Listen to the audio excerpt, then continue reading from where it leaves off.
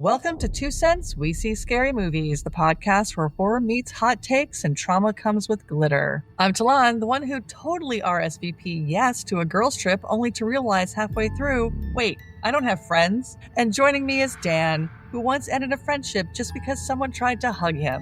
Today, we're getting uncomfortably close with Sissy, a pastel-drenched cautionary tale about influencer culture, unresolved childhood wounds, and what happens when your self-care mantra gets weaponized.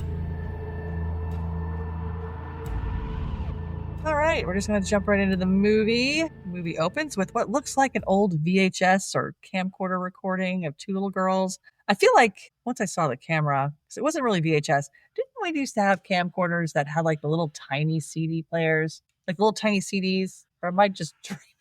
I don't know if there's tiny CDs, because that was like the mini disc players. Uh-huh. But it was probably the camcorder that had like the VHS-C tapes, which were like the mini tapes. Ones. Yeah. Okay. Because I was trying to figure out what it was. And I thought it was either a mini CD, but I couldn't remember if we had those or if I was just making shit up, or if it was the mini VHS tape that goes inside the bigger VHS tape. And that's how you watch it. These two little girls, best friends since birth, because apparently their moms were friends. One of them is Sissy, and they're going on and on about how they couldn't imagine being best friends with anyone else. It's sweet, nostalgic, and very we'll be BFFs forever. Then it cuts to one of the girls, Sissy, alone, breathing very heavily and she looks a little confused maybe, but also slightly distraught. Yeah. But she's breathing heavily. There's a voice layered over this moment, repeating affirmations. I am loved. I am special. I am enough. And then boom, we jump to adulthood. Sissy is now Cecilia, played by Aisha D, and she's an influencer. She's talking directly into a camera, explaining this exercise where you put a rope on the ground in a circle to represent your invisible boundary, your personal space. Then, for some reason, she instructs her viewers to take a bunch of short, sharp breaths and basically hyperventilate. Yeah. Jesus Christ, what's going on here? I was like, what is this? I'm like, why are we doing this? Not sure why she's doing it, because it seems really, to me, it seemed counterproductive to call meditation. Yeah, I mean, let's face facts. You know, breathing exercises isn't a race. You don't have to try to beat the other guy. Like, generally, it's like, hold it and release. Right. I don't know. Maybe these are some new rules I haven't heard of yet. I was like, this is not calm or meditative in any way. No, not at all. Me out. Then she pivots from breathing exercises to product placement. Right before the meditation begins, she says, let me tell you about Elon Musk. Yes, I had to turn on captions to confirm that's what she said, because I was like, did you say Elon Musk? Yeah, I was thinking the same thing too. And yep, she's definitely plugging some product called Elon Musk. So all of this is part of her brand or whatever, which is called Sincerely Cecilia. We also find out that she just hit 200,000 subscribers. After wrapping her video, Cecilia checks her engagement, comments, views, likes, the usual influencer routine. And she grabs a cold slice of pizza out of the fridge, sits down to watch TV, and while her phone keeps dinging off the hook, she suddenly realizes she's started her period. So off to the store she goes. Now, just a quick little sidebar. This movie takes place in Australia, and I guess maybe things are different over there, especially when it comes to periods. So Cecilia goes to the store to buy tampons, and she picks up this box called Bloody Brilliant, which I did like the name of. This thing is tiny. I mean, tiny. It looks like it might hold maybe 2 tampons, 3 if you're lucky. I was like staring at this screen like, wait, do you only buy 1 tampon at a time in Australia? I was like, because here in the States, and now I know that, well, I don't know if you know this or not. I mean, I was married, right? For 17 years between 2 people. True. I tried not to know about it too much. Well, our boxes of tampons are usually pretty big. Yes, I would say that, yes. Yeah, I mean, easily at least a 20-pack, if not more. I mean, I've never seen boxes of tampons that tiny. So, and she paid $5.25 for that thing. And I was like, for a sample size? What? I was surprised. I hope there's at least 5 in there, at least, $1 a piece maybe. But honestly, the box was so small, I wouldn't be surprised if it's just one very fancy tampon. So Cecilia's making her way down one of the aisles at the store, and she pauses for a second when she spots some pink hair dye. Side note, there is a pregnant woman walking down the aisle who snaps at her, what are you looking at? because apparently this woman does not like having eyes on her.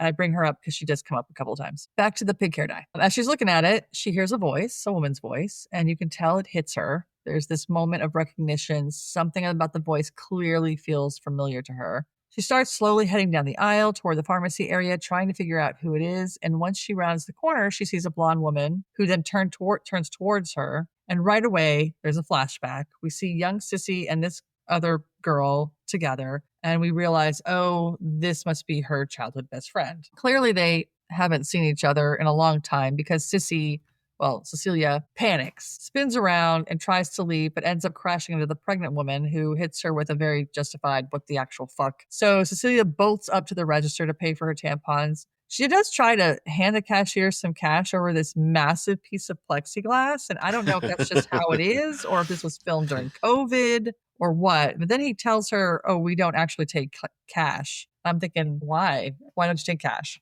But because I know there was a period of time, I think, during COVID where people weren't taking cash. So maybe this was during that time. Although anyway, they weren't wearing masks or anything. Oh, yeah, they weren't. Yeah, it's just the way it is. I've never been there.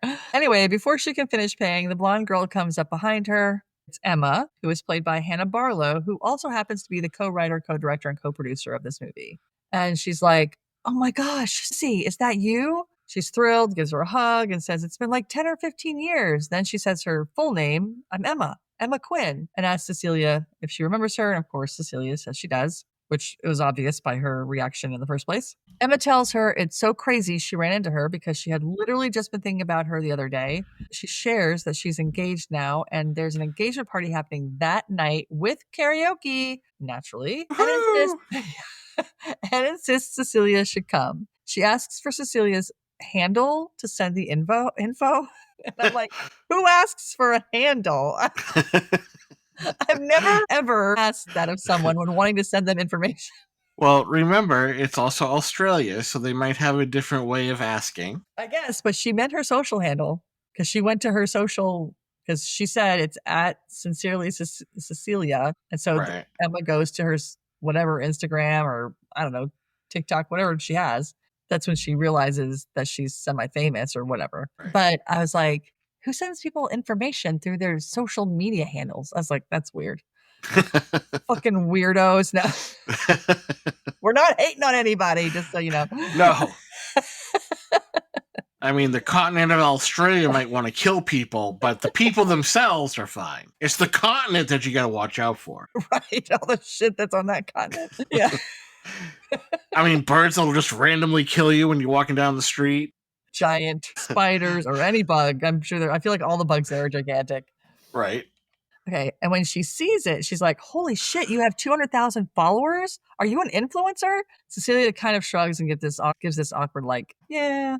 But Emma's genuinely impressed. Sissy, you're doing really well. And that's when Cecilia corrects her. It's Cecilia. Yeah. Now, this is important because throughout this entire movie, she's very insistent that she be called Cecilia now and not Sissy, which I think was just her way of possibly distancing herself from who she used to be and the emotional trauma attached to it, which we eventually get to. And plus, she's an adult. She probably wants to use a more adult-like name, especially with her handle. So are you saying foreshadowing? Maybe. I hadn't even thought about it with this one.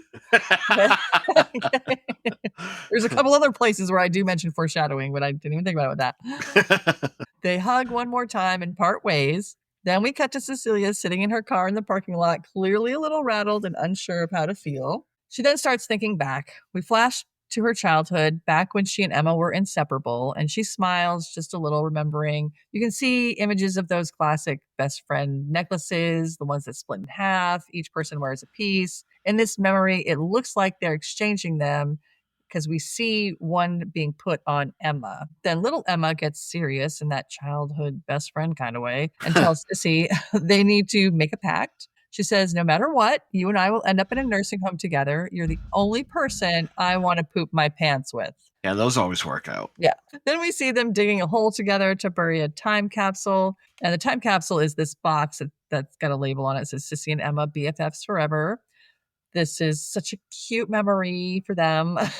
Right. But it's foundational for Cecilia because this is like the emotional root of everything that follows. And apparently what her entire world is based around is her friendship with Emma and everything they said and did at this time and age, plus this box that they're burying. It's very important to her.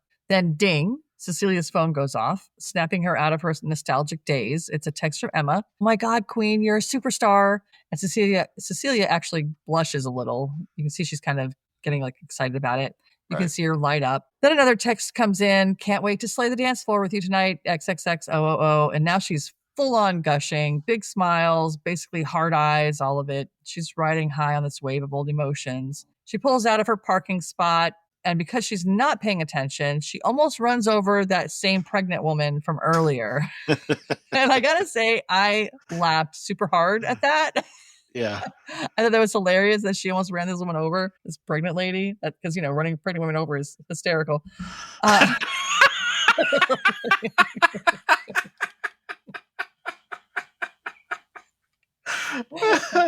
But the woman, startled, and she's like, "What the fuck?" And she's furious, which is understandable again.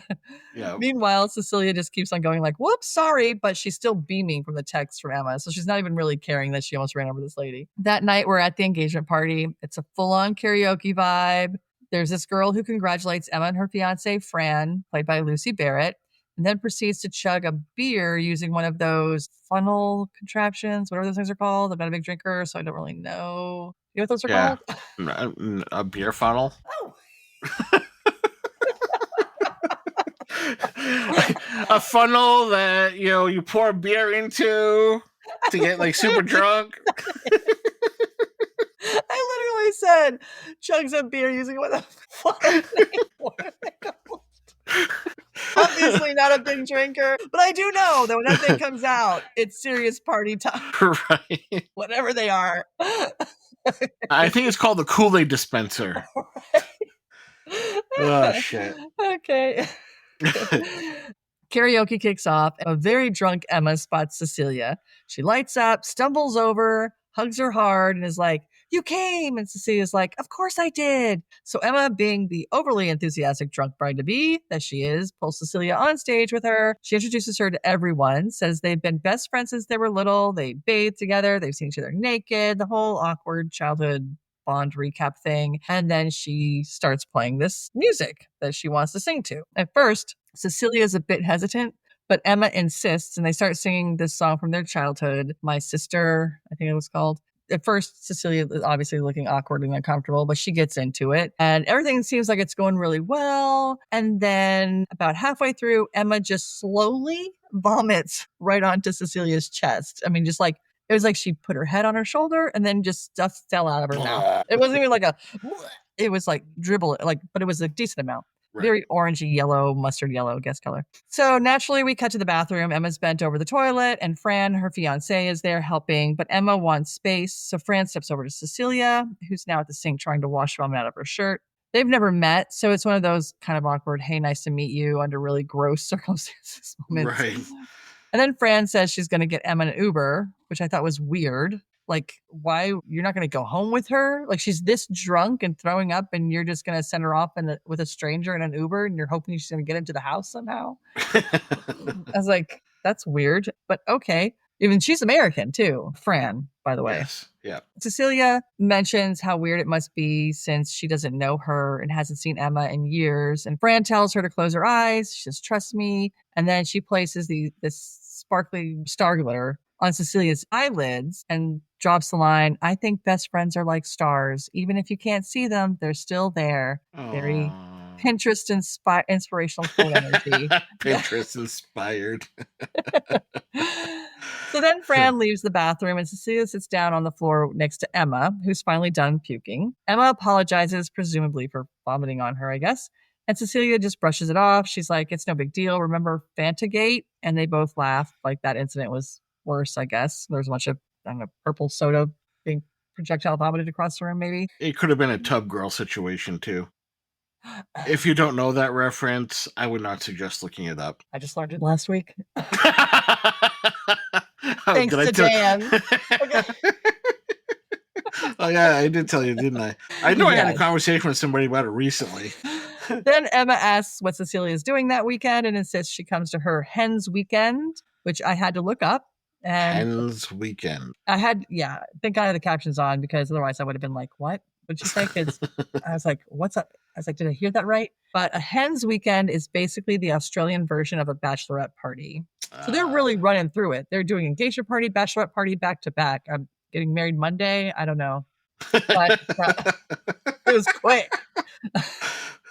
Cecilia tries to decline, saying they can just grab a coffee sometime instead, but Emma won't take no for an answer. She's like, no, you have to come. Emma then tells her she drove by a nursing home earlier that day and saw two old women having a blast, and it made her think of the pact that they made as kids, how they said they wanted to grow old together. And now here she is running into Cecilia again. She's like, what are the odds? It's all very fate of the friendship Weird.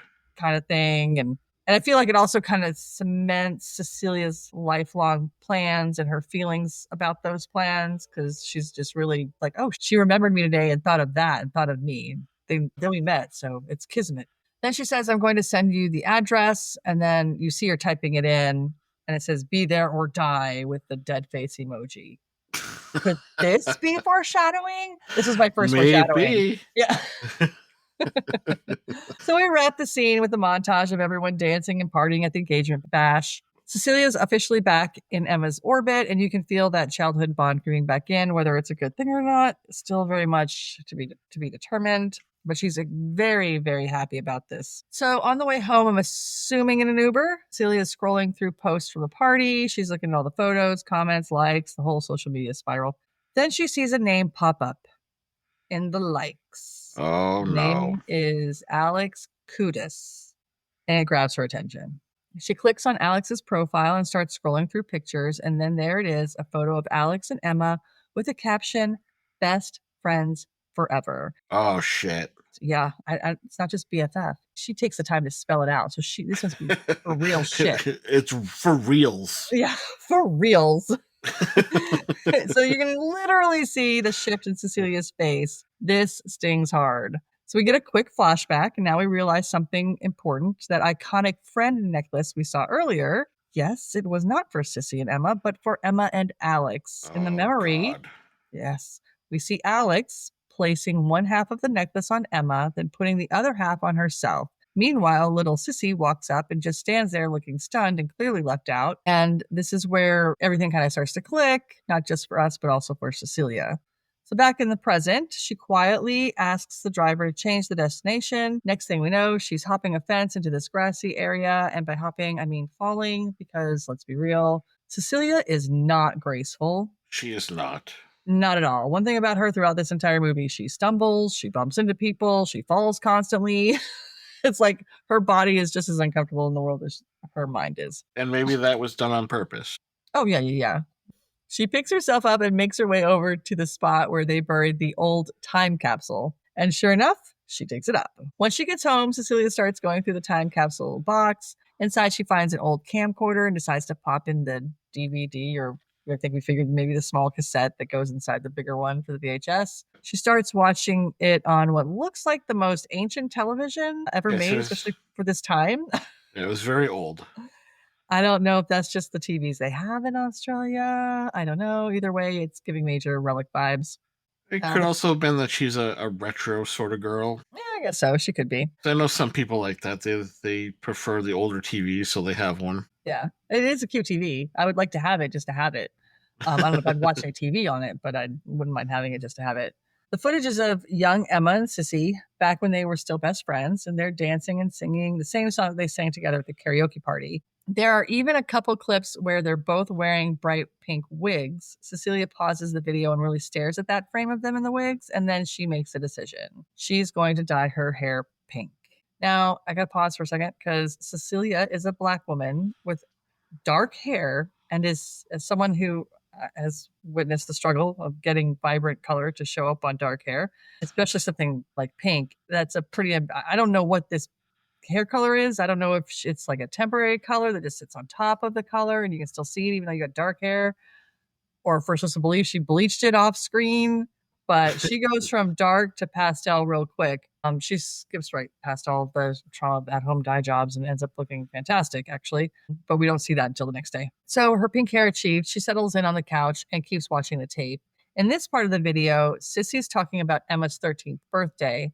They're putting their favorite things into the time capsule, including gold nail polish and a photo of a guy named Jakey. Later, we find out it's Jake Gyllenhaal, or Gyllenhaal, I don't know how to say his last name, who they apparently thought was the hottest man alive. Then Emma asks Sissy what she wants to be when she grows up, and Sissy says, I don't know. I don't want to grow up. I want everything to stay like this forever. And then Emma responds, boring. But I feel like it really says a lot about Chloe. It feels a lot about Cecilia and how she really lives in and loves the past. Like she's really, even back then, she was like that. And she still to this day wants to be back there at that time. Yeah. Eventually, Cecilia falls asleep on the couch. She wakes up to the sound of the tape beeping at the end, which I guess, did they do that? I don't ever recall a tape doing that.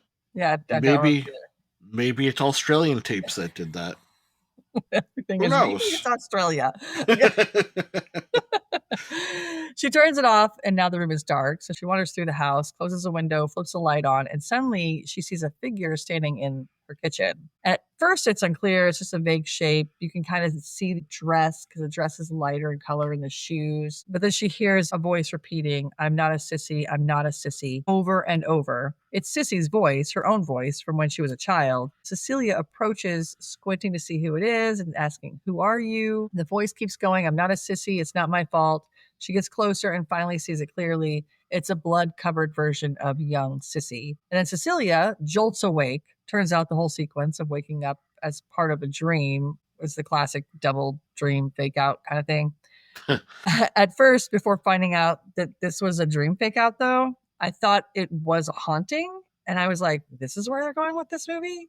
Because I was not expecting there to be like a haunting or a ghost or anything like that. So I was like, what? Why are they going this way? And then, of course, she wakes up and it's, oh. Next, we get to this scene where they have an upside down shot of Cecilia in her car. It's a really cute little tiny yellow car. I'm not sure why it's upside down. Yeah, this scene annoyed me because it was upside down. Yeah, I was trying to figure out if there was a purpose to that, because there's another scene later on that's also upside down. Yeah. And I was trying to figure out if there's some sort of purpose to it. I'm guessing maybe there is, and I just don't know what that is. But I think it was just purposely to annoy me. Like they thought about it, like, yeah, we're gonna mess with Dan Lavoie on this. One of these days, there's a man over in America named Dan Lavoie. He's gonna watch this movie because he has to, and we're gonna fuck with him. So yeah, but I don't know. I'm sure it means something deep. Or they were just trying to be artistic. Yeah, maybe that too, I suppose. So she's on her way to meet up with the rest of the group for the Hens weekend. Of course, she's doing her usual influencer affirmations. I'm special, I'm loved, all that stuff. She keeps saying it over and over again a lot through the movie. When she arrives, she's really rocking that freshly pink hair. And I mean, like really rocking it because it looks fucking amazing. And it's not just the color. Her whole hairstyle is different. It magically got shorter and professionally styled. It's full and puffy because it was a little longer and hung down more. I don't know what hair sorcery happened from that box of color, but it worked. I want it. It's an all-in-one. It must be. That'd be great. God, that'd be great. Somebody come on and figure that out. Fran asks if she knows how to drive a stick, and Cecilia says yes. So the plan is Cecilia drives, Emma's in the passenger seat, and Fran with two other people, Tracy and Jamie, are in the back seat. We get this long, cheerful montage of their drive. There's upbeat but chill music. Everyone in the back is laughing and unwrapping gifts, one of which is a massive crystal. And they're kind of dancing around in the seats in the van like they're already halfway through a weekend of wine. Everybody's having a great time. And then they pass a dead animal on the side of the road. The first time I watched it, I thought, that is a really messed up looking deer. Like it had a weird look to it. I thought the product department really went through it with this thing. I was like, why is this deer so jacked? Was there anybody fucking near it? No, nobody was fucking. There were a shit ton of flies, though. God, thank God nobody was fucking. But later I realized it's a kangaroo, so which is why it was a little bit more jacked than a normal deer. And, but the camera lingers on it forever. I felt like it was a really long time that it just stared at this dead kangaroo. And honestly, I felt the same way. I'm like, that's an odd looking deer. Yeah. Yeah, I think it was like the head and the arms in the front. I was like, God, why does that deer look so fucking weird? Yeah, because that's all it showed was the head and the arms. It's like, it's so American. Right. It's all about us, you know. Right. So cue another flashback. This is of young Alex giving Emma that same best friend necklace we saw earlier. And then she starts in taunting Sissy with, come on, Sissy, don't be a sissy, Sissy the sissy. The bullying ramps up as these redheaded twins join in as well. Emma's looking super uncomfortable, and Sissy is clearly hurt, though she's not quite boiling over yet. The teasing gets louder and faster, and just as it hits its peak, boom, Fran yells, watch out, and they hit a kangaroo. It slams into the windshield, cracks it, smears blood across the glass, and flops onto the road. It's not dead, though. It's alive, but barely. And this is how I figured out the other one was a kangaroo. Yes, I didn't same know. thing. Yeah. They all pile out of the car. Jamie's like, is all upset because he's a vegetarian. Says, oh my God, this isn't cool. Because also the kangaroo is clearly suffering. Yeah. Fran asks if anyone has a gun, being the American girl that she is. Tracy, the other girl there, says, this is Australia, dear. We just run back over them, which I guess, yeah, makes sense. I guess it's yucky, but I guess that's the local protocol. Yeah. They probably hit a lot of them. Although I wouldn't run over a deer here. Like if I saw that it was dead or not quite dead, if I saw it was dead, I wouldn't run over it again. But if I saw that it wasn't quite dead, I don't know if I could bring myself to run over it again. Yeah, I know I couldn't because I was kind of involved in that sort of a situation where a deer actually ran into me and then it bounced off my car and a van came by and nailed it on the other side. Oh. Yeah, poor thing. And the thing was still alive when the cops showed up, which was a good 20 minutes. Oh, God. And I honestly don't know what they did. I can only hope that they shot him in the head to, put it out of its suffering because it looked rough. Yeah. Ooh, that's yuck. Yeah. So Fran asks Cecilia for the keys so they can finish the job, but Cecilia is zoning out hard. She's staring at the kangaroo. Then we see what she sees, and it's not a kangaroo anymore. It's little Alex laying in the road. And when she turns her face, you see that the side of her face is slashed open. Cecilia finally snaps out of it, mumbles that the kangaroo is still alive. Fran, echoing that same matter-of-fact tone, says it's the humane thing to do. So they all get back in the car and they run it over. It's kind of grim, but it's framed like a necessary mercy kill. And they show it full frame. Yeah. It's not insinuated. They actually show you them running the deer right. over. Oh, the kangaroo, rather. They keep driving, and Cecilia's looking more and more disturbed, completely zoned out. She's not driving anymore, by the way. They pull up to this beautiful, stunning house, which is Alex's vacation home. Everyone else is freaking out, like, oh my God, this place is amazing, and honking the horn and piling out of the car. Cecilia just sits there looking like she's been tranquilized. So the group all heads up to the door of the house, except for Cecilia, who's still sitting in the car, frozen. Inside, Alex opens the door and everyone screams and cheers and hugs. Just full reunion weekend feeling going on. Meanwhile, Cecilia still looks like she's bracing herself for the worst day of her life. Eventually, she forces herself out of the car and walks to the door. She knocks, no answer, knocks again, still nothing. She tries to open it, but it's one of those weird doors that's you can't tell there's a door there. The whole wall looks exactly the same, which I've seen for interior doors. I don't think I've ever seen it for an exterior door. It doesn't open like a normal door, I guess, because I didn't even see a doorknob. So she ends up sneaking in through a side entrance that's been left unlocked. Inside, she can hear everyone laughing and having a great time, but she's moving pretty slowly and awkwardly, like she's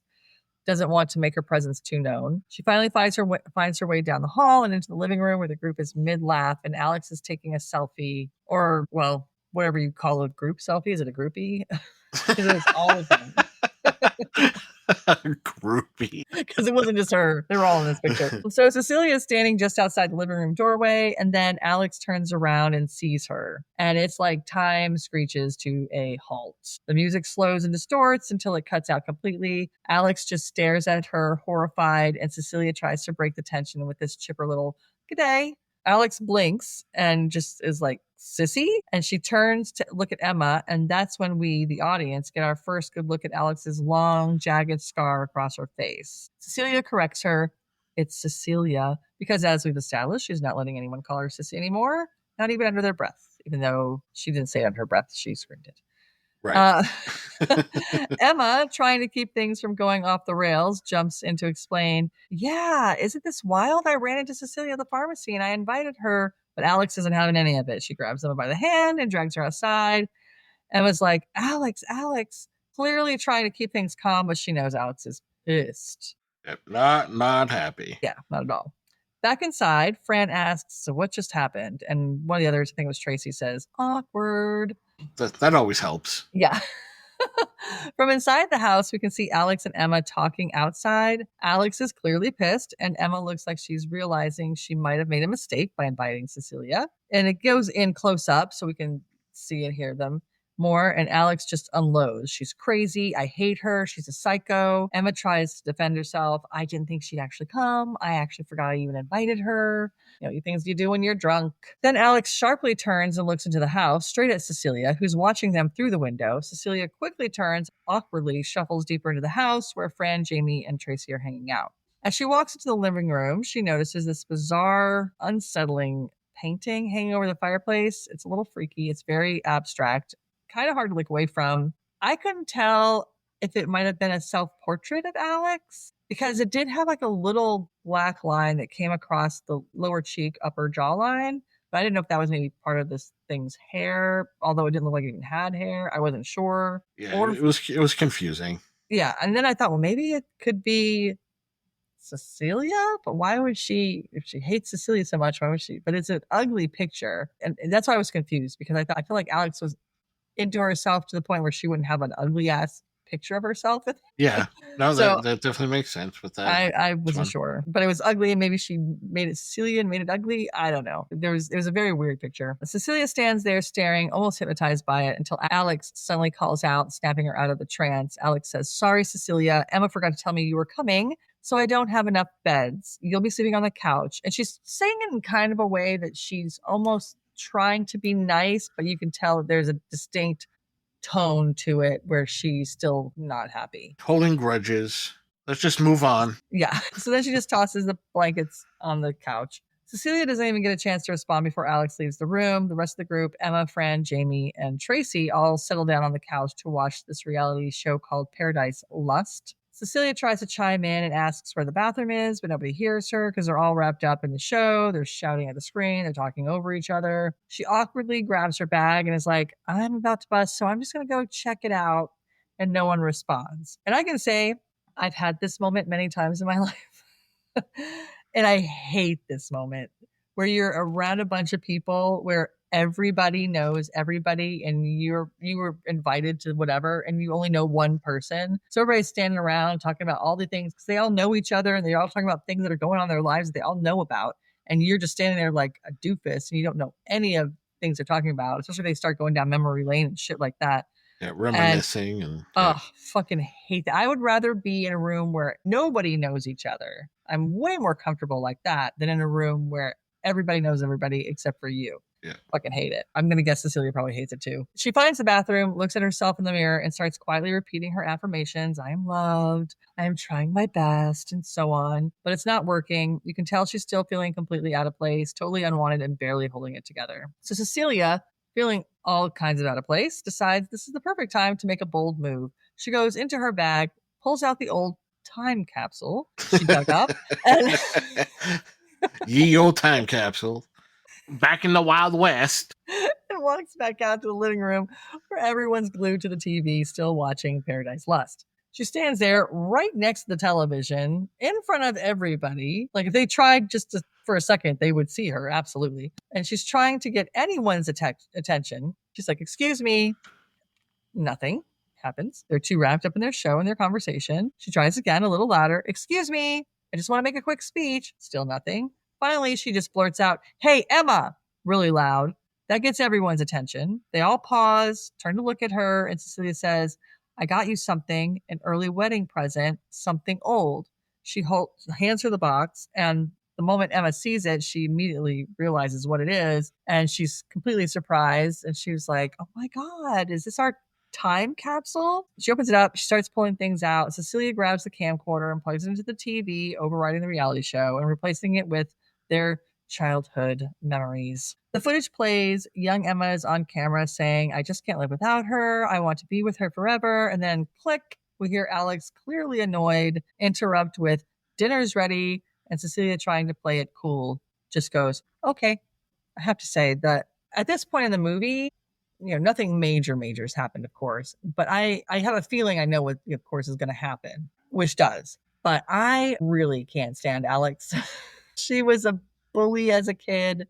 I feel like she's still a bully now because you could tell that she was it's almost like they're vying for Emma's attention even to this day as adults. And I don't know, she just irritated me. And I have an interesting take on something later because I don't know if you'll catch it and if you bring it up, but if you don't bring it up, I'll bring it up. I just feel like that this is a moment where you're crying out for help because it sounds like that you're reliving your own experiences through Sissy right now.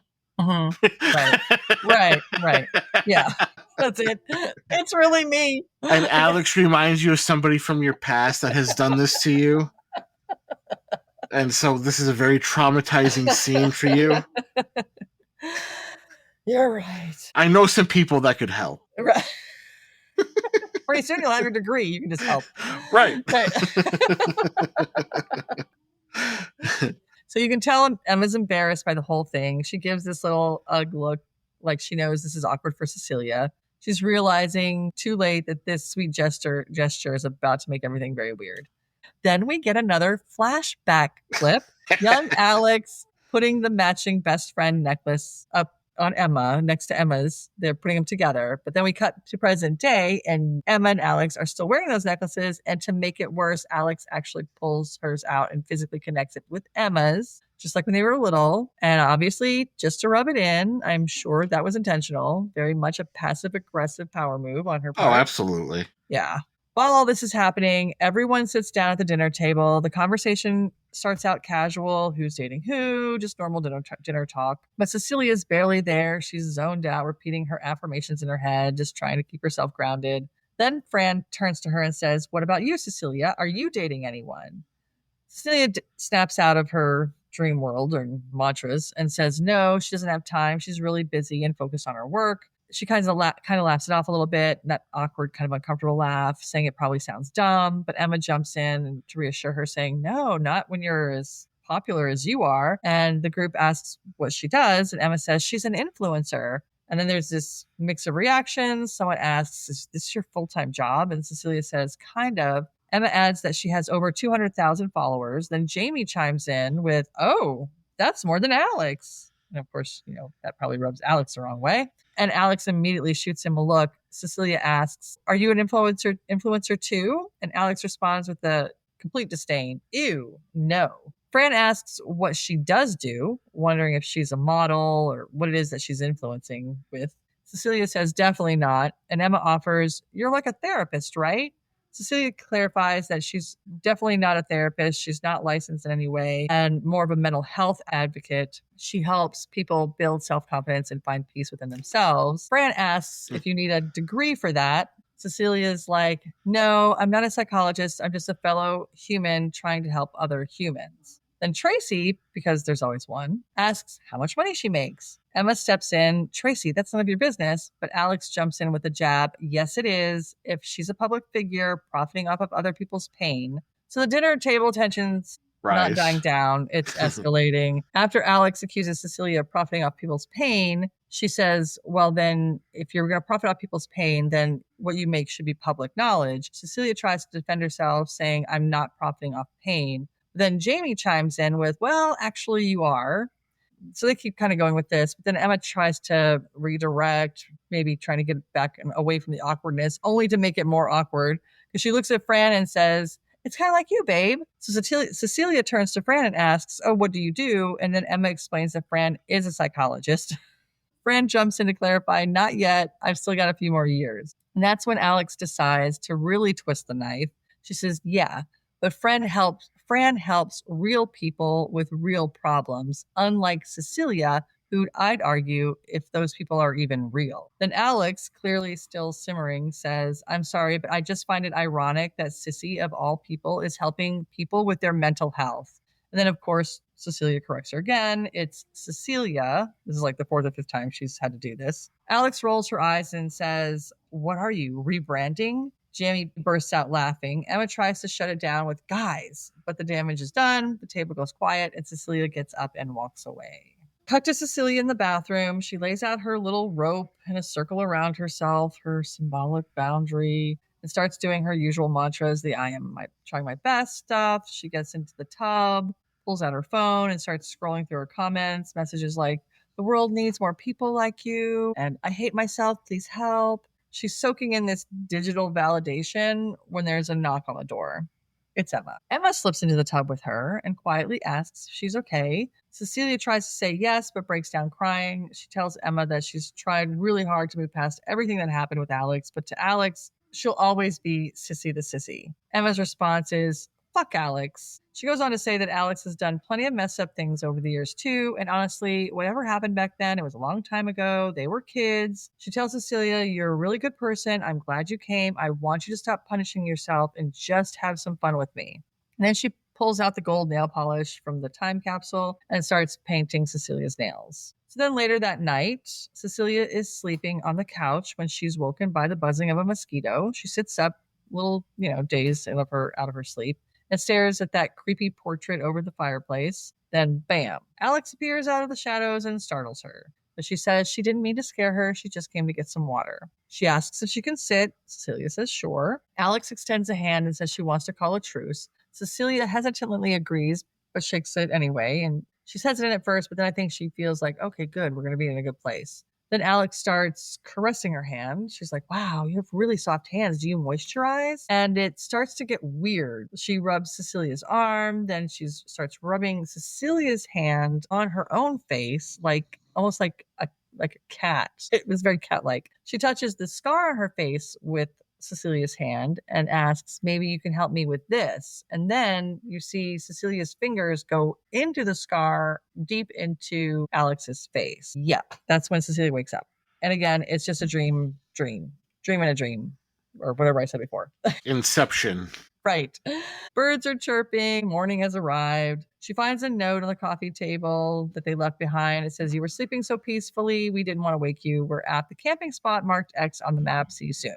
So we get this gentle, upbeat music of Cecilia taking off, running through the field, following the directions on the map. When I say running, I mean kind of flailing. Like I said before, she's not graceful at all. She has this kind of half hop, half stumble run. And of course, she trips and falls at some point on her way. She hears the others' voices, so she turns to head that way. Down by a big stream or possibly a small section of a river, the rest of the group is lounging on floats with snacks and drinks. There's even a little umbrella, very picnic chic. And Tracy is doing some sort of vibe cleansing ritual, maybe burning some sage or something, trying to get rid of all the bad juju from the night before. So Cecilia finally reaches the others, but instead of walking down to join them, she stops on a ridge up above them, and she can hear them talking, and she knows they're talking about her. What she hears is not great. They're trashing her, saying she's a killjoy, that she's weird. It's the kind of conversation you really don't want to overhear, especially when you're already having a horrible time as it is, and you're obviously have self-esteem issues. Emma tries to get them to stop, saying, come on, can we just not do this today? Cecilia also ends up ducking behind a tree so she can keep listening, but she doesn't realize that Alex has already seen her before she's hidden. Fran starts questioning things, saying, you invited her to your hens weekend, and you've never even mentioned her before now. Isn't that kind of weird? And then Alex jumps in with, oh, it's classic Emma. She couldn't stand Sissy when we were kids, but she clung to her like a koala because she was too scared to say anything. So then I had to be the one to tell her, and we all know how that ended. And that's when Jamie finally makes the connection and says, fuck off, because it's clear this is the first time the rest of the group is hearing why Alex has that scar. Of course, right. Emma knows, but nobody else did. Which makes me wonder how long they knew her and why would she never share why she has this huge scar on her face. Or no one asked, but whatever. So we cut. I would ask because I'm annoying. Curious, like that. Right. Curiosity. Like, where the fuck did that come from? So we cut to a flashback of that moment. Little Sissy's watching as Alex puts the best friend's necklace on Emma. Sissy says, she's not your best friend. I'm your best friend. Alex throws it right back at her. Oh, really? Then why aren't you invited to her birthday party? And Sissy asks, what birthday party? Emma says, I didn't invite you because I didn't think you'd want to come. All the other girls will be there and you don't really get along with them. Back to present day, Emma's had enough. She turns to Alex and says, come on, you're not a victim here. You were bullying her, which is true. She was absolutely bullying her. Absolutely. And Alex is like, fuck you. Then Fran steps in trying to de-escalate, saying, let's just chill. But Alex is way past chilling. She snaps. If she's going to defend that psycho over me, then fuck her too. Emma fires back. Alex, we were 12 years old. It's time to get over it. And Alex's response, you're not the one who has to get up every morning, look in the mirror, and think of her. Which, true. I'll It's give her true. that. I mean, this isn't like, oh, she stole my Barbie doll. Right. She filleted my face. Correct. And then Jamie says, Sissy's canceled. I knew there was something off about her, all that self-help crap she spouts. And so then he keeps going, she's canceled. And he's like snapping his fingers and stuff. Emma is completely over it. She gets up and says, I'm cold. I'm going back to the bridge. Fran asks for a minute and checks with Alex. You cool with this? Alex just nods. So one by one, everyone starts leaving except for Alex, who stays in the stream by herself. I'm sure on purpose because she knows that sneaky Sissy is behind the tree. So we cut back to Cecilia, who's still hiding behind the tree, still listening in on the group trash talking her. She starts flashing back again to when they were kids, back to the relentless bullying from Alex and those redheaded twins chanting Sissy, the Sissy over and over. It looks like she's about to turn and leave, but then Alex's voice cuts through and says, I know you're there. Cecilia freezes for a second, then gets herself together, steps out from behind the tree like nothing's wrong, super casual. She walks down the hill. She strips off her shorts. She's got a swimsuit on underneath. And she gets into the stream saying, wow, the water's cold.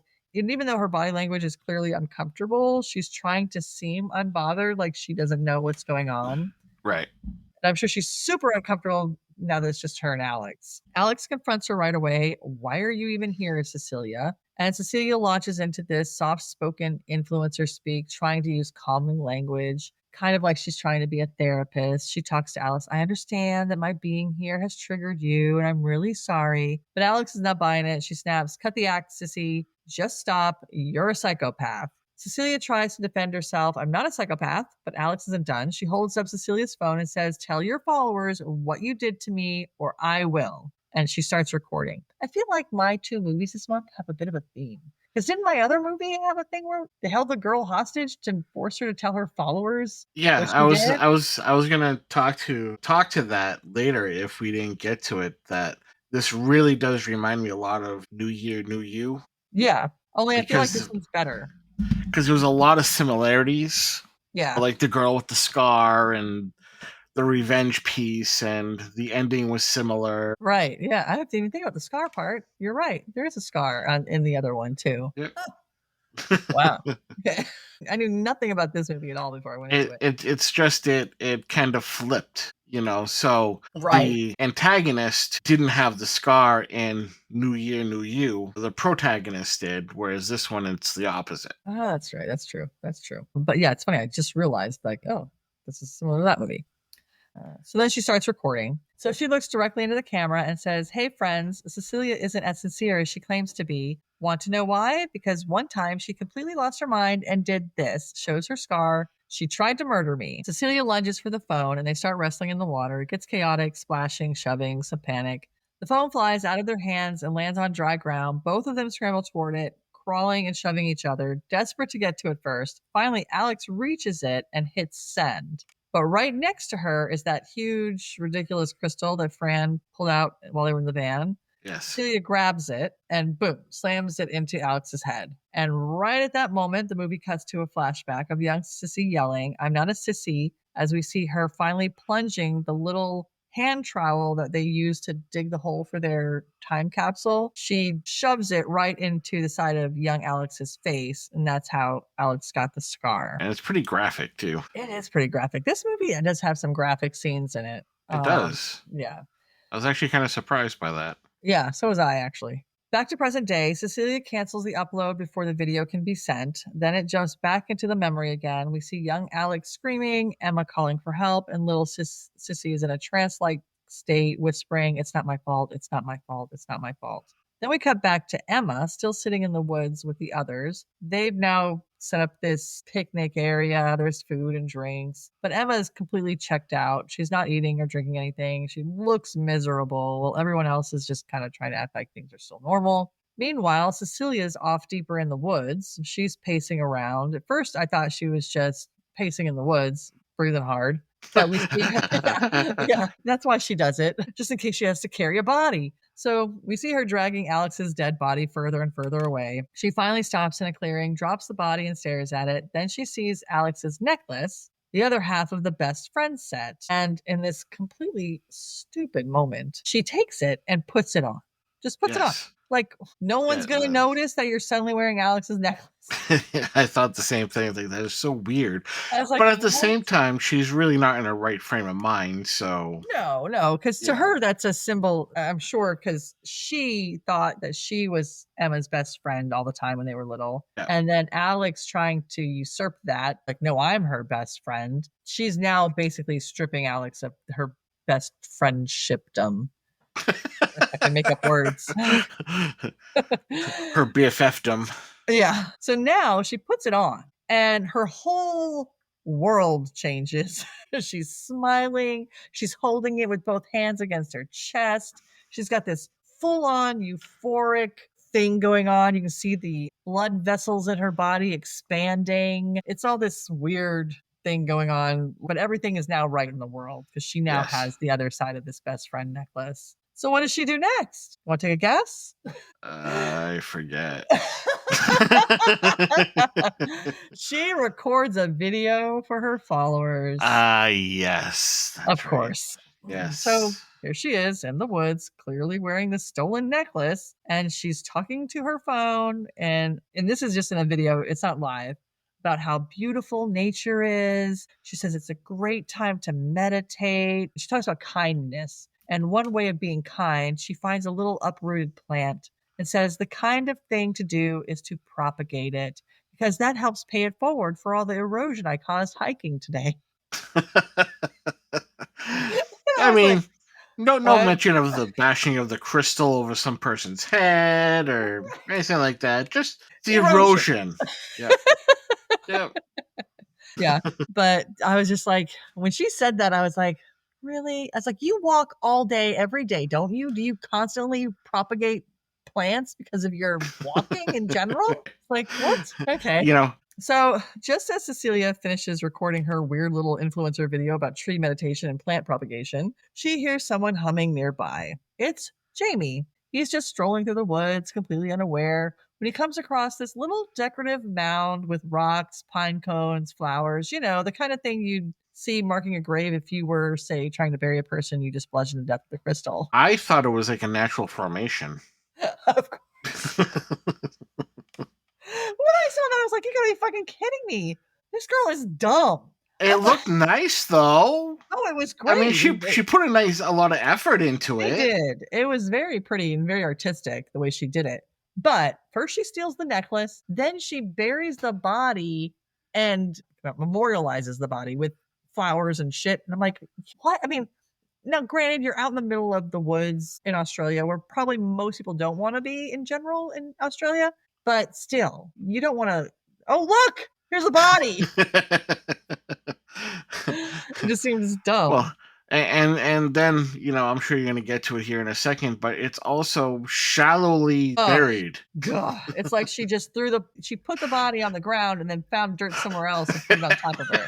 I was like, she didn't even though her hands were filthy, it must have been just from picking up piles of dirt somewhere else because she was barely underground. Yes. So Jamie walks right up to it, says, oh, pretty, which he was right, and then immediately pees on it, like full stream, zero hesitation. Now, of course, Cecilia, hiding behind a tree, she does that a lot apparently in the woods, is watching all of this. She sees him literally urinating on the burial site she just created for Alex because subtlety is not her strong suit. She makes a noise, again, being her awkward, ungraceful self, which immediately gets Jamie's attention.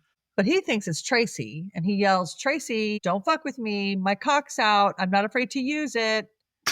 So now here's where things get really dumb. Jamie's pee starts eroding the dirt and actually begins to reveal part of Alex's body, maybe an ear, or it's hard to tell, but it's definitely part of her body. And again, and this is like we were talking about just a second ago, why would Cecilia mark this spot with some floral Pinterest project? Because they love Pinterest, apparently, these girls.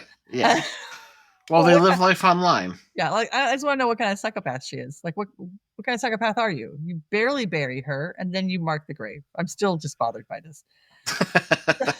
So Cecilia awkwardly steps out and goes, hey, Jamie, just casual, like nothing's wrong. Jamie's like, were you watching me pee? She's like, ew, no, that'd be gross. And she's kind of got this almost like giddy, uppity sound to her voice when she's talking to him. Meanwhile, her hands are caked in dirt. Her clothes are stained with what clearly looks like blood. He notices and asks, what happened to you? She says she tripped. He believes her because he's high, super high. Yes. She tries to redirect. Let's go meet back with the others and suggests going in this direction. He agrees, but also, like I didn't say this before, but Jamie has, and it's in real life, by the way, because I looked it up. I just forgot what it's called. I just looked up to see if he has this problem, but his right arm is significantly small and his left leg is, he's crippled in some way. Like his out of his left leg is small too, like his arm is, but he has to use one of those crutches that has the cuff on it on the one side. I was gonna say I didn't even realize that he had those issues. I just thought he had like the beginning of like cerebral palsy or something like that. Well, I'm thinking that that's what he had. I was trying to think, is that cerebral palsy? It might be. That's what it kind of reminded me of. And he's like that in real life, though. He has that issue. Yeah. So he's got this crutch, and when she's like, hey, let's go this way, he goes to turn, he slips. I don't know if he slips because of the way he turned or whatever, but he turns to walk, gets tangled up, and falls directly onto the grave. And of course, when he does this, his fall dislodges even more dirt, and now Alex's entire head is visible because, again, this grave is so poorly done. She basically just sprinkled dirt on top of it, like a toddler playing make-believe funeral or something. Yes, because many toddlers play make-believe funeral. I know that was my favorite game growing up. Hell, I play with it with my kids. This is what daddy looks like when he's going to be dad. I don't even think about it that way. Yeah, sometimes spur of the moment stuff's coming out of your mouth, but that would be hilarious.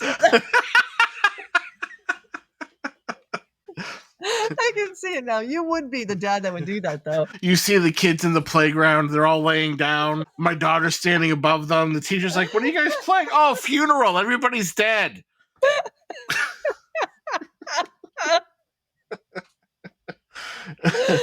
I am so sweaty right now. Okay. My eyes are wet. All right. So, where am I at? Jamie grumbles, ugh, fucking piss, assuming he slipped on his own urine, which that may have been what happened. She helps him up. He tells her she's pretty. She tells him he's pretty. It's kind of a little weird, awkward exchange. They're really close. Then he turns his head and he sees Alex's dead body. He freaks, of course. He's like, oh my God, what the fuck? Cecilia tries to fake surprise, although barely. She's like, oh God, is that Alex? But Jamie just looks at her. She looks back. They both know what's going on. Jamie takes off running, and not just kind of running, he sprints, and honestly, he's booking it considering his condition. Cecilia can't catch up with him. I'm not sure why. She's fully mobile. Of course, she's not graceful, so she's probably afraid to run. Right. She knows she's going to fall. So I don't know what condition Jamie has, but he's still outrunning a fully healthy Cecilia. She starts panicking and chasing him, yelling, Jamie, Jamie, come back. Then we go back to the picnic spot. The three remaining girls are still hanging out. Tracy's off to the side doing some kind of nature tarot reading, maybe? Yeah. Yeah. Or at least it's what it looked like. Meanwhile, Emma is still clearly upset, and Fran can tell. She gives Tracy a little signal to head out, and Tracy picks up on it, saying she's going to go back to the house. Now it's just Fran and Emma. Fran moves behind Emma, wraps her arms around her, tells her she's a good person, says that one of Emma's best traits is how she always sees the good in people, but that's also her downfall because it ends up hurting her. She tells her she just needs to relax, and she starts undoing her pants. So yeah, she's trying to get it on. Emma's into it for about 5 seconds and then cuts it off. She's just not feeling it. She decides she needs to go find Alex and apologize. Cut back to Cecilia, still chasing Jamie. But now Jamie has gone to the edge of a cliff and he turns around. He sees Cecilia catching up to him. He has nowhere to go, really. She's yelling, Jamie, wait, please. But he's not having it. He's telling her to stay the fuck away. She insists it was an accident, says Alex has always had it out for her and attacked her first, so she had no choice but to defend herself. Jamie asks the obvious question, which is, if it was self-defense, why'd you hide it? Cecilia doesn't really have a good answer. She starts rambling about how she's canceled anyway. Basically, she repeats what she overheard him saying when they were all down at the water. She even snaps her fingers at him. Aren't I canceled? He realizes that she overheard him. You can see it on his face. Honestly, the desperation in her voice is palpable, but Jamie's still not convinced. He's got his cane out like a shield, keeping her back. She pleads, please, Jamie, I'm scared. He's like, okay, I'm here for you. And I feel like he's just saying that because he's hoping that he can get away from her because he's not really there for her. Right. But then they hear Tracy yell out in the distance, calling for Jamie. Both of them look in that direction. And then Cecilia decides to seize the moment and she shoves Jamie's cane and he falls off the cliff. And not just a quick drop. He hits every single ledge on the way down. Boom, boom, Head, boom. arms, legs, body. It's brutal. But it's filmed from a distance, but you Right. can still see him hitting every single ledge as he goes down. Oh, yeah. It was almost like a cartoon. It's like those Plinko balls. Yes, you know? yes, exactly. Cecilia looks over the edge. Then she hears Tracy again and quickly hides behind some rocks as Tracy moves past her. Meanwhile, Emma's back where the group had been swimming, looking for Alex to apologize to her. But Alex isn't there. She starts walking through the woods, calling her name, no answer. She calls on the phone, no answer. And then she calls again and she can hear her ringtone. So she follows the sound back over towards the creek, river, whatever it is, where she sees Alex's purse out in the water, like caught up on some rocks. Emma takes her shoes off, sets her phone on her shoes on the rocks, and walks into the water to get it. But of course, she slips into a deep spot and ends up getting swept downriver. I'm assuming this is a river more than a creek because it has a decent flow. And even though it was not very wide where they were, I feel like it was wider here. Now we jump to Cecilia, who's sitting alone among a bunch of dead trees, cross-legged and rocking herself. She's slapping her legs and repeating, I'm not a sissy, I'm not a sissy. Flashbacks show her as a child after attacking Alex with a trowel, saying those same words in a dazed loop, saying, I'm not a sissy and it's not my fault, and over again. Back in the present, Cecilia picks up her phone and checks the comments on that influencer video she just posted, the one about kindness and plants and erosion or whatever. She starts reading the likes and the comments, and when you know it, that completely changes her mood. Her pupils literally dilate. She clutches her phone to her chest, calms down, and smiles. Apparently, the only thing that really grounds her in this world is her social media engagement. Like, that's her therapy. Yes, that's her end all be all. Yeah. We get a quick shot of Fran asleep at the picnic area. Then we see Emma, who's finally pulled herself out of the river, exhausted but alive. And with that, we cut back to the house. So we open up on a nighttime exterior, because it's nighttime now. Shot of the house, which looks really pretty. It's got really nice lighting. Cecilia is slowly, tiredly trudging up the hill towards the house. Inside, we see Tracy on the couch alone, drinking wine, eating some food, totally locked in on Paradise Lost. Must be her favorite show, because she's all about it. Her phone is across the room, buzzing with missed calls from Fran, but she doesn't notice because it's on vibrate. Meanwhile, outside, Cecilia crouches in the dark, peering through a window like a straight-up slasher movie villain. And this really harsh psycho-style music kicks in really hard at this point. There's a couple of points in this movie where they have that kind of music, and it's almost makes it comical in a way, but it has a scary tone. I don't know how to explain it, but it's not like scary like if you were watching Psycho scary. It's almost has a comical feel to it. Almost like it's not a spoof, but something. Close to it, yeah. I can't think of the word. We then cut to her sitting on the ground, muttering to herself before jabbing a stick into her arm. And she slices down her arm with this stick, causing a big cut and a gash. And she's drawing blood. This is clearly part of some plan to reframe the chaos in her favor. She stumbles inside, bloodied and disoriented, startling Tracy, who freaks out.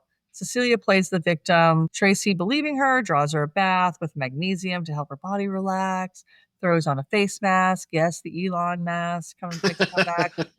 And tries to comfort her. Smart mask. Yeah. But things are spiraling quickly. Tracy casually wonders if maybe Alex hurt Cecilia to get back at her for something. And that one little comment sets Cecilia off.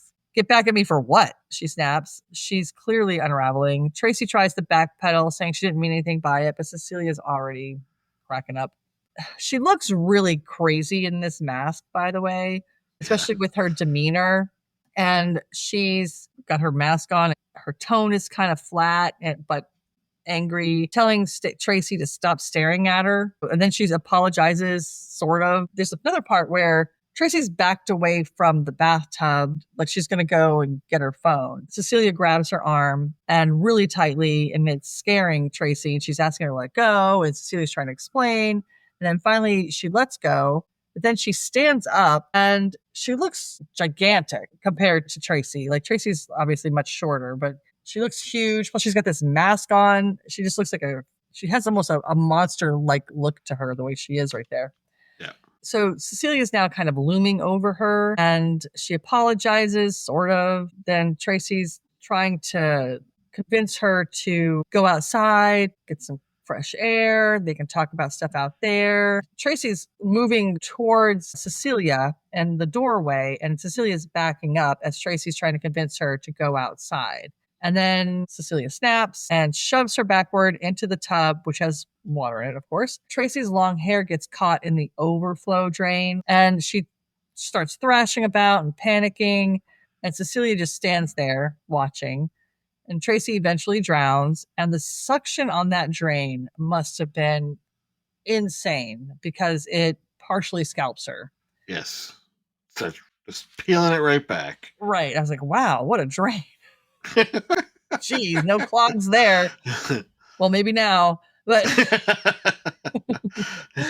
Cecilia just remains there, just staring at her. She's in this disassociative trance the whole time. Then we cut to Alex springing out of her makeshift grave like a zombie. Lucky for Alex that Cecilia did a very, very shallow grave. Yes. So she's alive. She gasps for air. She's covered in dirt and blood. She's coughing. We then see Emma still wandering through the woods, exhausted, and she hears Alex scream because Alex lets out this guttural, almost animalistic scream, but she's obviously far enough away from Emma that it sounds scary, but she's close enough to be heard at the same time. Emma hears this and she's like, whoa. And she turns in the other direction and walks the other way. Back at the house, Cecilia is calmly packing. She grabs the keys and leaves. She gets in the car that they came there in, leaves everybody without a car. And she puts in the destination and it says it's 4 hours, 20 minutes away. So I'm guessing she's going to peace out of that bitch and head home. But then, as she's driving down the road, Fran, who finally woke up from her nap at the picnic area, has now walked through the woods and stumbled out onto the road and flags down a car, and it's Cecilia. She stops. Fran is relieved at first until she realizes Cecilia is driving in the wrong direction and driving really fast because obviously the house is in the other direction, but she's also worried because her seatbelt isn't coming out. It's it's in the locked position, like when you hit the brakes and it locks. Yeah, it's and stuck. She can't get it out. So she's asking Cecilia to wait. She's got to get her seatbelt on. So then Cecilia gets really weird. She asks where... Not that she hasn't been already. True. She gets weirder. Okay. If it's possible. Cecilia asks where Emma is. And Fran's like, wait, Emma's not at the house? Cecilia begins spiraling and going off on Fran. What kind of fiance are you if you don't even know where your fiance is? And Fran's trying to calm her down, I guess being a therapist soon herself. But she also realizes that Cecilia is becoming unhinged. She's gotten really just cuckoo nuts bananas, and she needs to try to keep her calm because she doesn't have her seatbelt on, and she's flying down the road because she's going like between 120 and 140 miles per hour. Yeah.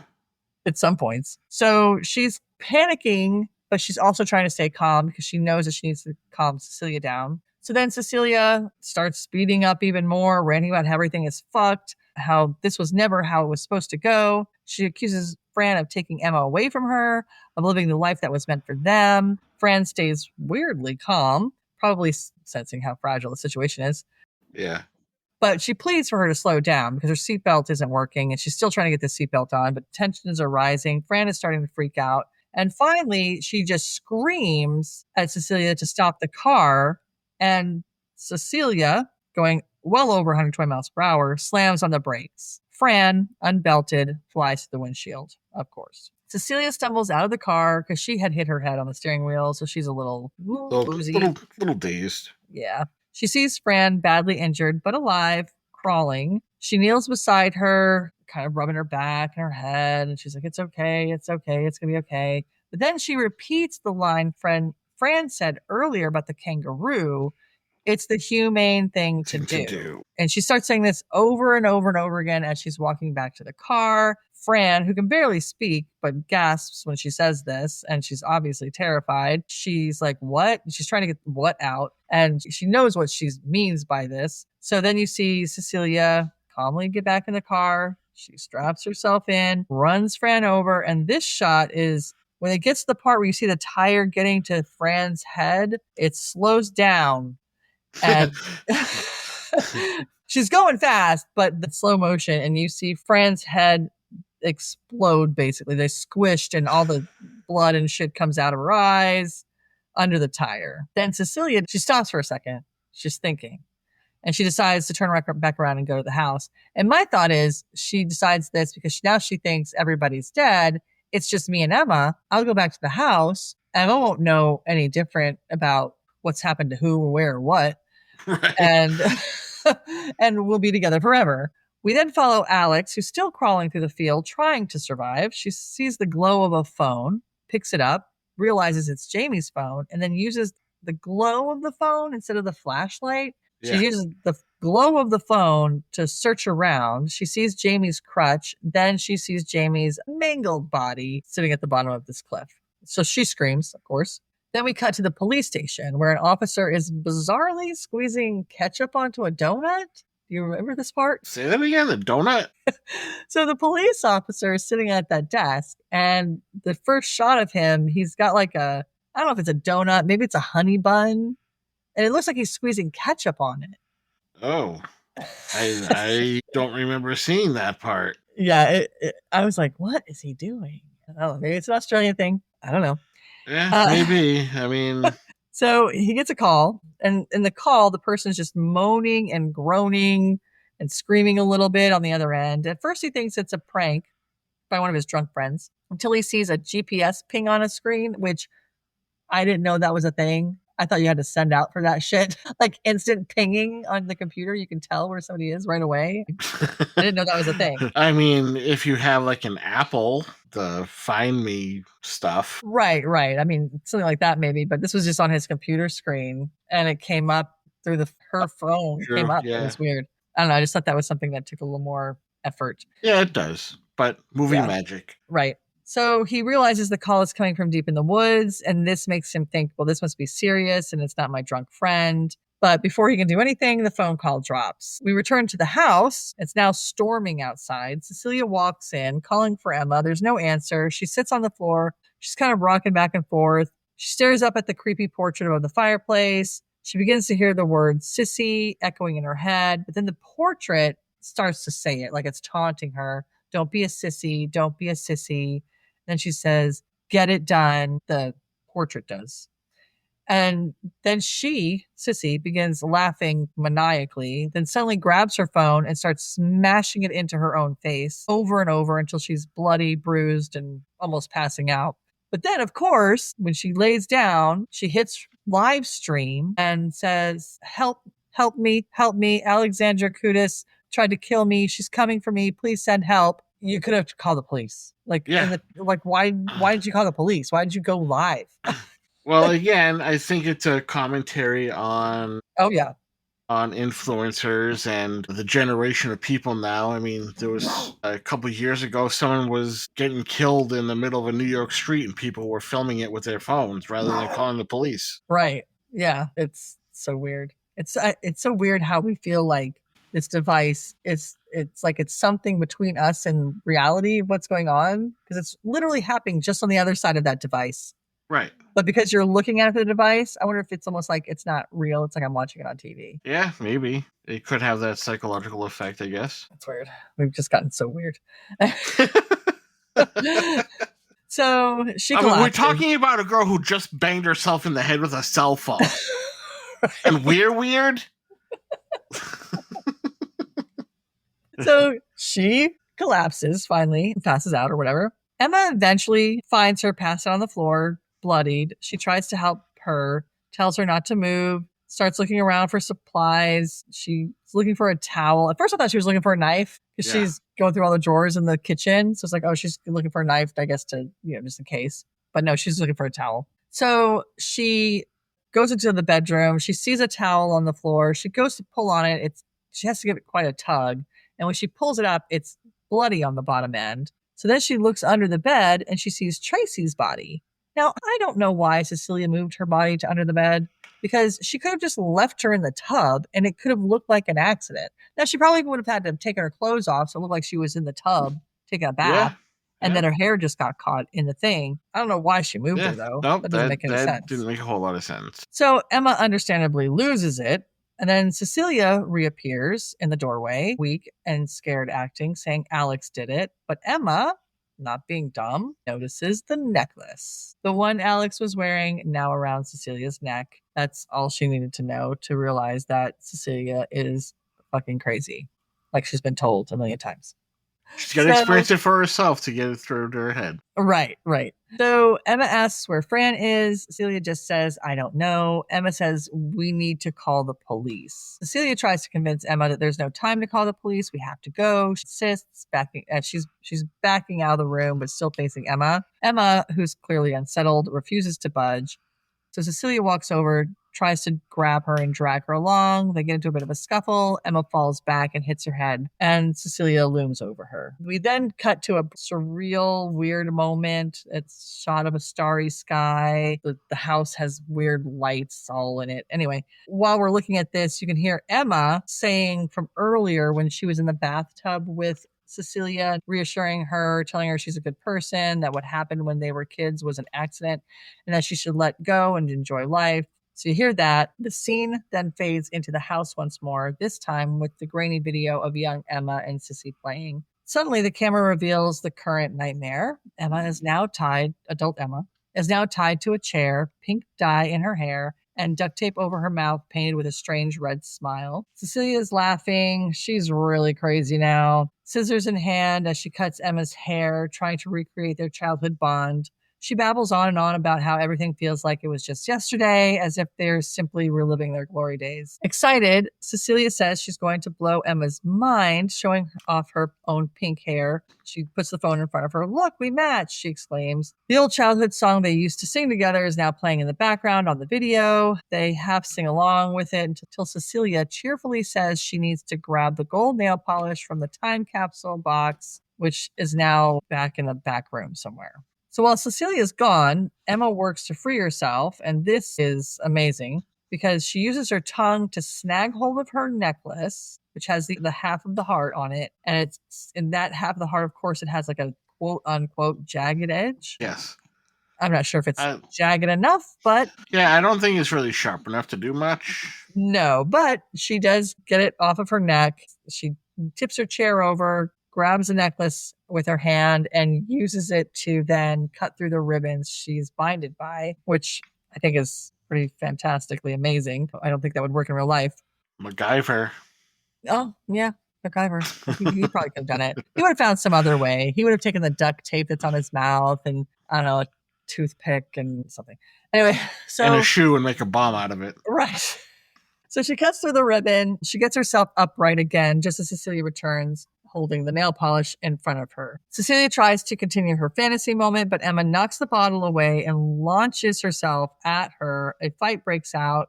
They're rolling around on the floor. Cecilia grabs the scissors. Emma tries to choke her with the ribbon, but Cecilia stabs Emma in the back. Emma yanks the scissors out. They both stumble apart, wounded and exhausted. Then Cecilia's still on the floor. Emma's first question as she's looking down at her is, where is Fran? Cecilia, she has this look of innocence and sadness, but at this point, I'm not sure if she's just faking all that kind of stuff. Yeah. But she responds, it was an accident. I didn't mean to hurt her. Everything just spiraled out of control. She pleads with Emma not to hate her. Emma, shaking with disbelief, says, no, no, no, and begins to hit herself in the head. I guess just an overwhelming reaction to all the craziness. Cecilia, trying to soothe, says, we can get through this. Which is some positive affirmations. Right. Always look for the silver lining. somewhere. Emma laughs maniacally. The absurdity was just too much. Are you fucking crazy? We can't get through this. You're a fucking monster. You're a psychotic little fucked up monster. You always have been. Cecilia's go-to line, I'm a good person, is thrown back in her face. Emma snaps, grabs the childhood memory box, and tosses it into the fire. Cecilia gasps and lunges towards the fireplace. She's now pretty pissed off. And she turns around and looks at Emma and says, you're the fucking monster. Did you ever really even like me? Or did you just get some kind of sick pleasure out of pitying me? Cecilia then turns back to the fireplace, ranting about how Emma can't stand not being liked. She goes on, spiraling deeper into her own narrative of victimhood, almost like she's performing for an invisible audience. While Cecilia's lost in this monologue, Emma discreetly finds a cell phone, dials emergency services, and tells them that her friends are missing, giving them the address. I don't know why she only said that her friends are missing. Right.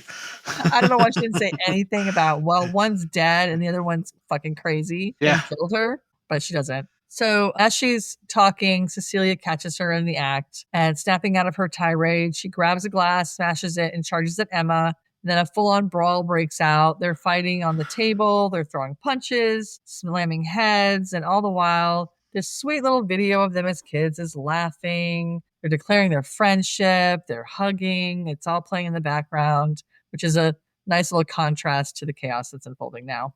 Yes.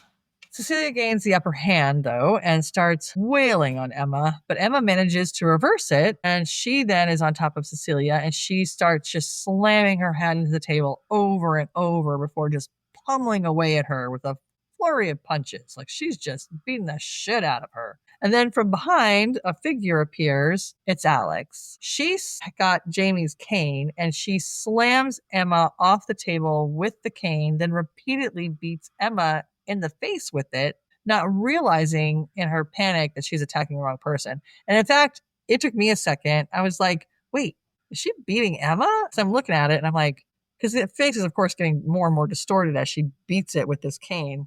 Yeah. And I was like, holy shit, she's beating Emma. So, of course, she doesn't realize this. And yeah, for a second, I thought it was like a switch sort of thing. Like, we're both crazy and we're both going to do this thing. Right. Yeah, like they were in cahoots all of a sudden. Yeah, that makes sense. Cecilia, ever opportunistic, starts filming it, and she's live streaming Alex beating Emma, and she softly says, thank you. Well, this makes Alex freeze. She realizes what she's doing. Horrified, she turns the cane towards Cecilia. She raises it up in the air, and before she can strike, a gunshot rings out. The police have arrived. So Alex is shot in the head. It's a bit of a surreal moment because she's literally shot in the head, and the bullet is sticking out through her forehead. Yeah.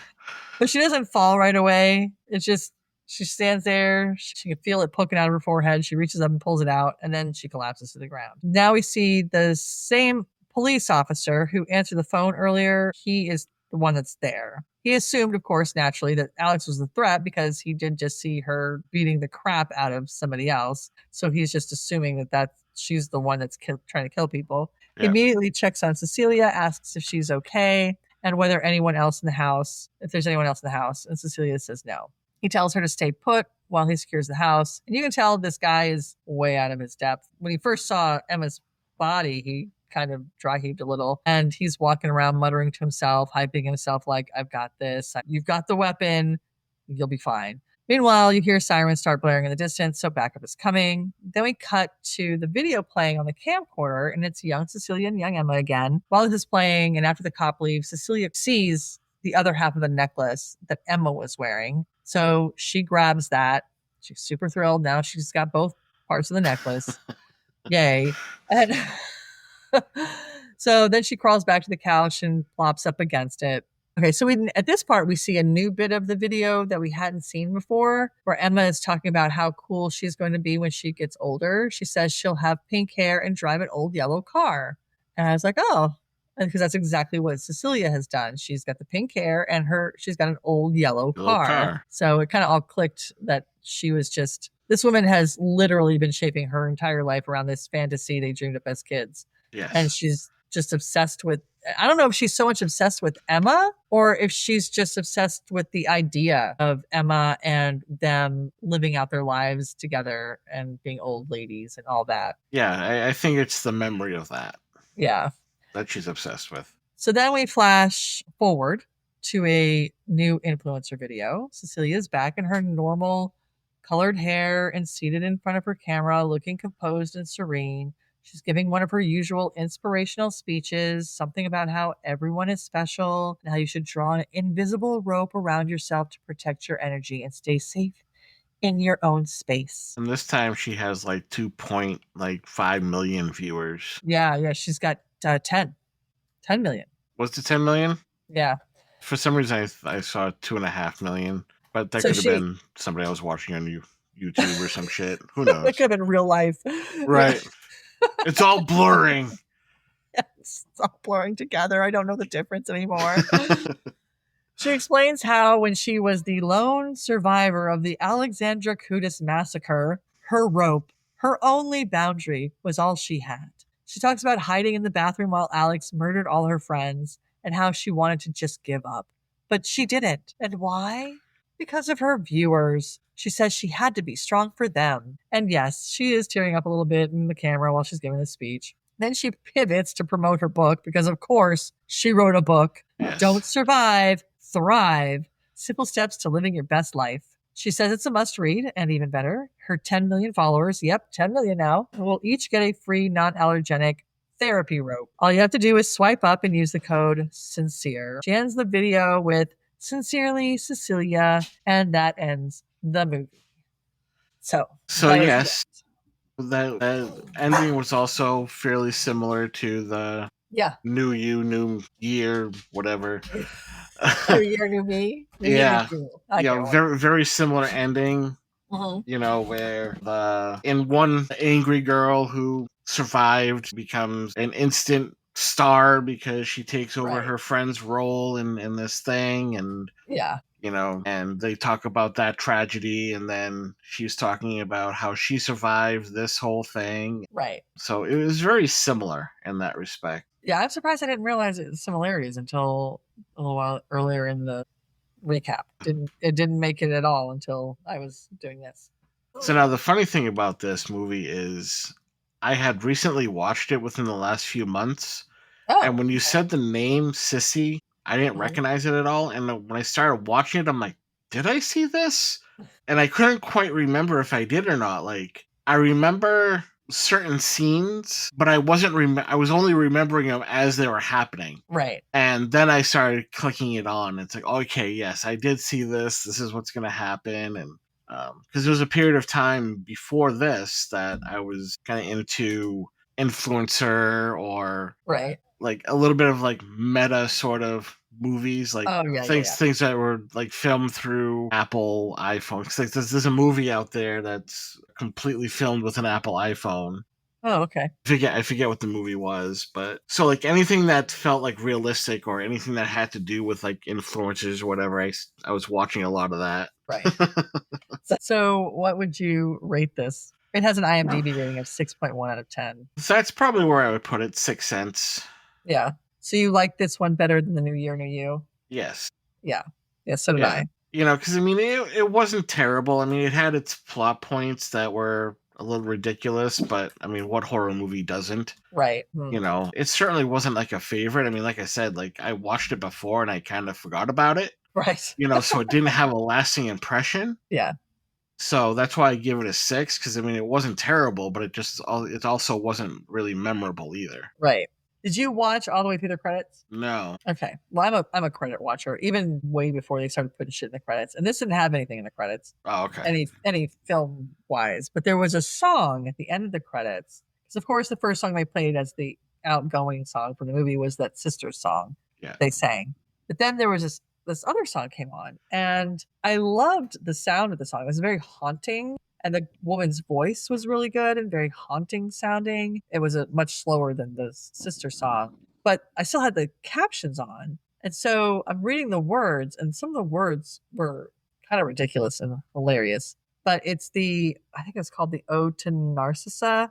But it was written and sung by the girl that plays Emma, who was also the co-writer, director, producer.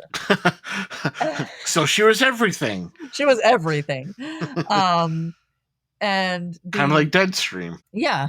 And her husband is the other co-writer director, producer. If you get a chance to just go to the end of that and put the captions on, because some of the words are hilarious. I mean, I get what the song is saying, but some of the words were really funny. I just thought it was, I don't know.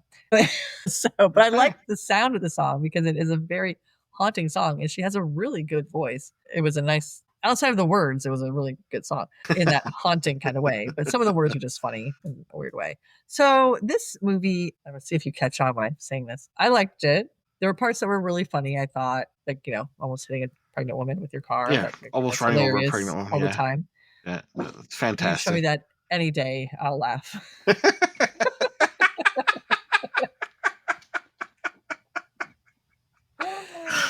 But there were some funny parts. But the thing about this movie was I wasn't sure who I was rooting for because I understood how she was feeling, Cecilia, because honestly, Alex was a bitch. She was a bully. She was obviously a bitch even to adulthood. She even has that presence. She's a big boned kind of girl, the girl that plays her. So it gave her that presence of being a bully as well. She just had very distinct, like her facial features were very strong. She had very strong jawline and bones and stuff. Yeah, very strong, intimidating personality. Yeah, she definitely had that going on. I was not rooting for Alex. So there was a part of me, and this happens sometimes, even though in real life I wouldn't probably be this way, I don't think. Is this time for one of our disclaimers? Probably.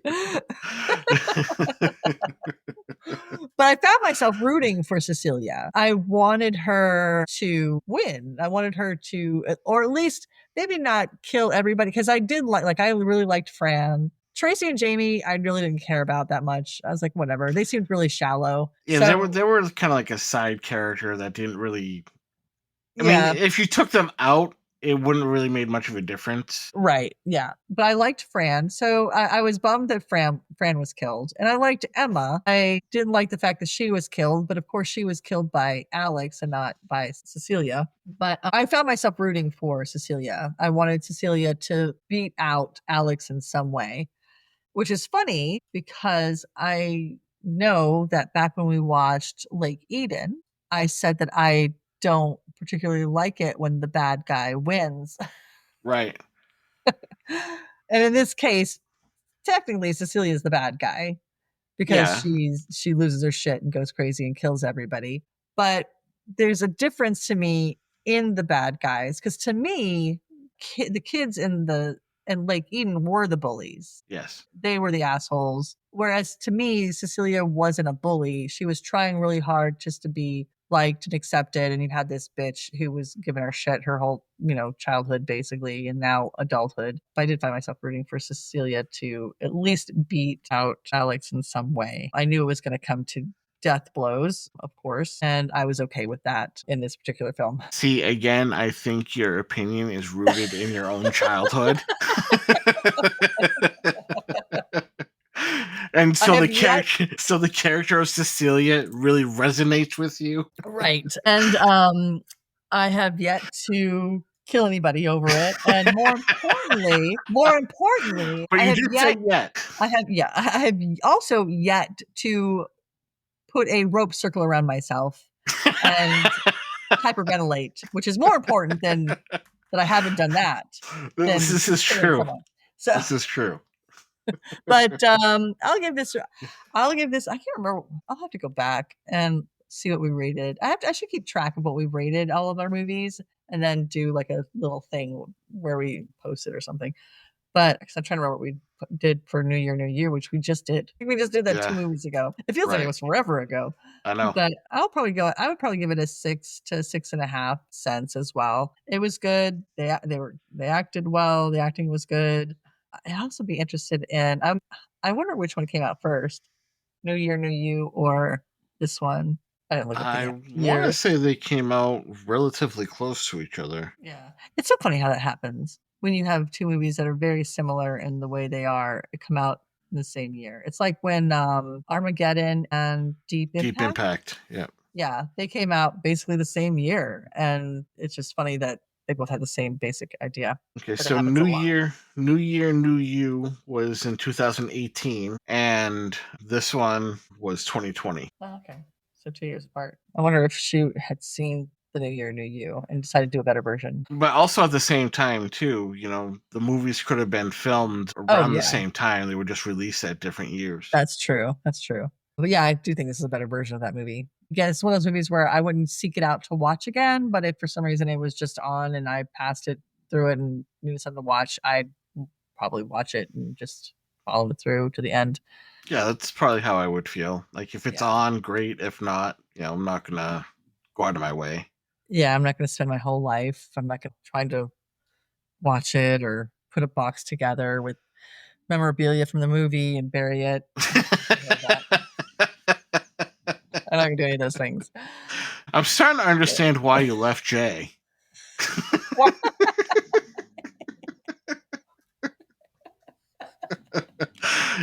So, anyway, so anything else to add? We can put a sock on it. Put a sock on it.